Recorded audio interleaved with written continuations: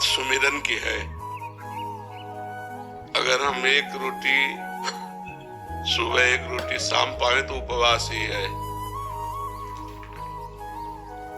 निर्जला रहकर कै दिन भजन कर लोगे? जल पीना और जल ना पीना कोई खास बात नहीं है। खास बात है आपका चित्त कहाँ है।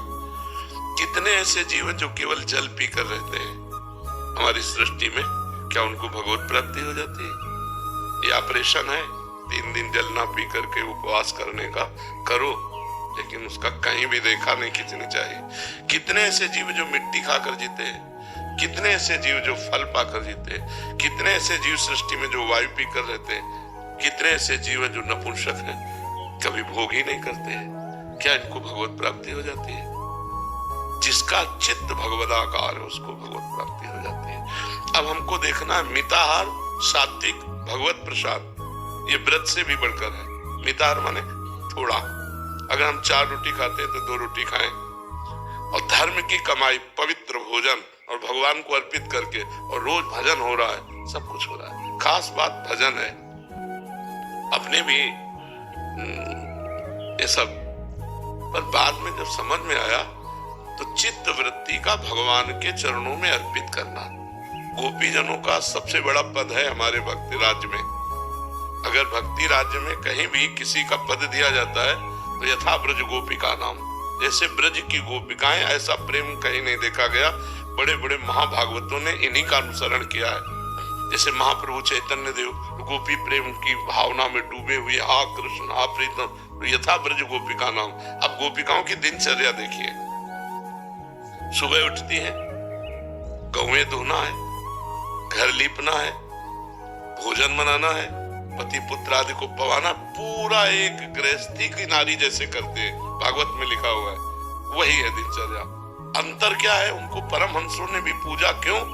क्योंकि एक एक चित्त वृत्ति श्री कृष्ण के लिए है। क्रियाएं बाहरी संसारी हैं, श्रृंगार संसारी है, लेकिन अंदर का अनुराग श्री कृष्ण से है।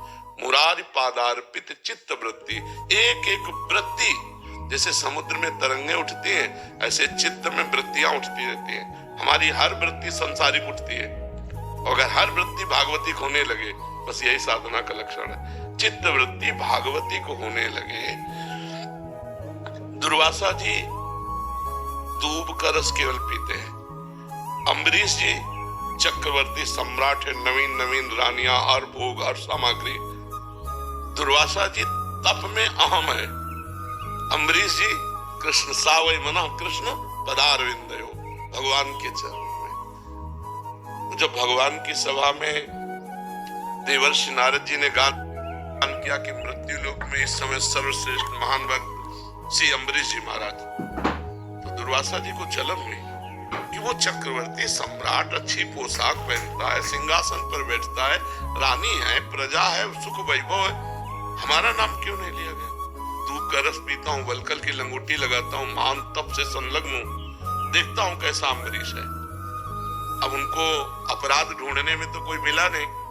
द्वादशी पारायण का समय जा रहा था, तो ब्राह्मणों से पूछा, विद्वानों से, ब्रह्म ऋषियों से, तो उन्होंने बताया भगवान का चरणामृत जलपान कर लेना, पारायण भी माना जाएगा और अतिथि सत्कार में कोई विघ्न भी नहीं होगा, क्योंकि आपने अतिथि दुर्वासा जी को किया है।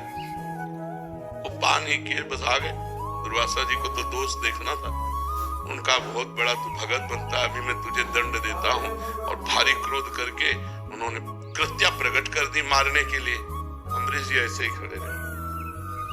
दैन्यता की मूर्ति भगवान के सुदर्शन चक्र ने प्रकट होकर कृत्या को नष्ट किया और त्रिभुवन में दौड़ाया दुर्वासा जी को। दौड़ाया नहीं तो भस्म तो 1 मिनट में कर देते, दौड़ाया, केवल भक्त है ना भगवान के, दौड़ाया। अब वो भगवान ब्रह्मा जी ने कहा हरि का सुदर्शन चक्र, शिव जी ने कहा ये तो भगवान का नित्य पार्षद सुदर्शन, इससे वो भगवान की शरण में जाओ। दुर्वासा जी भगवान ने कहा आम भक्त पराधीनो असुतंत्र ईदिश, मैं इस समय असुतंत्र, सुदर्शन मेरे कहने से नहीं रुकेगा। अम्बरीश के पांव पड़ो जाके। जब अम्बरीश जी के चरण, तो अम्बरीश जी ने जल लिया और कहा मन वचन कर्म से आज तक मैंने जितना भजन साधन पुण्य किया वो सब दुर्वासा जी को प्राप्त हो जाए, और हे सुदर्शन इसके प्रभाव से आप। दुर्वासा जी के आंसू भर गए। कि जिसको मैं मारने आया, जिसको मैं दुख देने आया, अपमानित करने आया, उसने पूरे जीवन का भजन मुझे दे दिया। बोले आज मैंने देखा हरि के दासों का कितना बड़ा महत्व है। तो निराभिमान भजन और तपस्या अंतर है। निराभिमान भजन और तपस्या में अंतर है। हम व्रत रहे लेकिन व्रत का अभिमान न हो और हमारा भजन निरंतर नित्य चले तो हमारा व्रत सही हुआ। एक दिन कस के भजन हो गया और 2 दिन प्रपंच रहा तो ठीक नहीं। हमें ऐसा अभ्यास करना चाहिए कि अन्य दिनों में भी भोजन को पवित्र धन के द्वारा कमाया हुआ हो और भगवान को भोग लगाया हुआ हो और हमारा मन बार बार भगवान के चरणों का चिंतन करे। खास बात चिंतन है। पूरी गीता जी आप उठाकर देखिए, भगवान ने कहीं अन्य साधनों को छुआ भी नहीं है। अनन्य चिंतयन्तो माम अनन्य चेता सततम, ऐसा अभ्यास करो, अभ्यास योग युक्तेन चेतसा नान्यगामिना, मेरे में चित्र मन मना भव मद भक्तो माद्याजी माम नमस्कुरु। भगवान कहते मयि एव मन आधत्स्व स्व मयि बुद्धिम निवेशय, मेरे में मन लगा दो, मेरे में बुद्धि लगा दो। खास बात यही है। सनकादि जब भागवत के पारायण की बात कहते तो कहते हैं एक बार फल खा करके भागवत सुनो, यदि उसमें विक्षेप पड़ता है तो भोजन पर कर, लेकिन आपका चिंतन भोजन का नहीं होना चाहिए। आपका चिंतन भगवान से हटना नहीं चाहिए। खास बात चिंतन है। आप रोटी दाल खा के भजन कर रहे हो, निरंतर भगवान में वृत्ति, आप जैसा कोई महात्मा नहीं। वो आप वायु पी कर रहे हो, चिंतन है जल का और भोजन का, बात नहीं। चिंतन कहाँ है आपका? आंतरिक चिंतन से भगवत प्राप्ति होती, बाहरी क्रियाओं से नहीं। बाहरी क्रियाओं से प्राप्त नहीं होती। बाहरी क्रियाओं का तो कभी कभी अहम भी जागृत हो जाता है कि मैं निर्जला रहता है, तो वो जो मैं निर्जला रहता हूँ ये भगवत प्राप्ति में बाधा पहुंचा देगा। एकदम दैन्य। यही दरबार याद भी नहीं आनी चाहिए। यही दरबार दीन को आदर रीत सदा, प्रभु में किसी योग्य नहीं। इसीलिए कहा सुनेरी मैंने निर्बल के बल राम, अपबल तपबल, ये तपबल और बाहुबल, चौथो बल है दाम, सूर किशोर कृपा ते सब बल हारे को हरि नाम। सुनेरी मैंने निर्बल के बल। हम ये नहीं कहते निर्जला न रहो, लेकिन जिस दिन जैसे वैसे भजन होता है ऐसे रोज भजन होना चाहिए। कैसे हो? अल्पाहार, पवित्र आहार, और हमारा चिंतन जाए प्रभु की तरफ। हमारा चिंतन निर्जला की तरफ न जाए। हमारा चिंतन प्रभु में हो। सो सब धर्म कर्म जरि जाओ, जहाँ न राम पद पंकज भाव। वो धर्म कर्म में आग लगे यदि भगवान का चिंतन न हो। भगवान का चिंतन हो रहा है, सब ठीक हो रहा है। मंगल भवन है भगवान, अमंगलहारी है, उनका चिंतन हो रहा, सब मंगल हो रहा। ठीक है, हर समय भजन की वृत्ति बने, इसलिए पवित्र आहार और थोड़ा आहार। आप देखो, एक रोटी पाके 4 रोटी की भूख है, 1 रोटी पाओ, आधा पेट पानी से भरो और चिंतन करने का अभ्यास करो, देखो आपका चित्त भगवान में लगा रहेगा।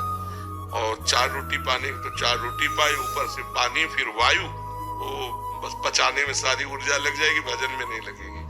अल्पाहार, भजन के लिए अल्पाहार अति आवश्यक। शुभम दीवान जी, राधे राधे।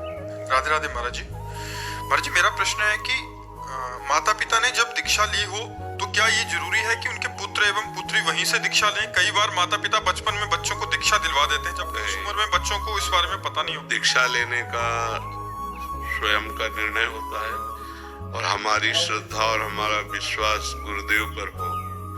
अब ऐसे कोई व्यवहारिक क्षेत्र तो है नहीं। नाम दीक्षा तो माता पिता कहीं से भी दिलवा दे तो जपना चाहिए, लेकिन जो दीक्षा गुरु बनाना, तो जब तक हमारे अंदर ज्ञान न हो जाए, हम अपने गुरुदेव को ब्रह्म रूप न देखें, हमें गुरुदेव से प्रीति न हो, विश्वास न हो, तो दीक्षा का मतलब क्या रहा?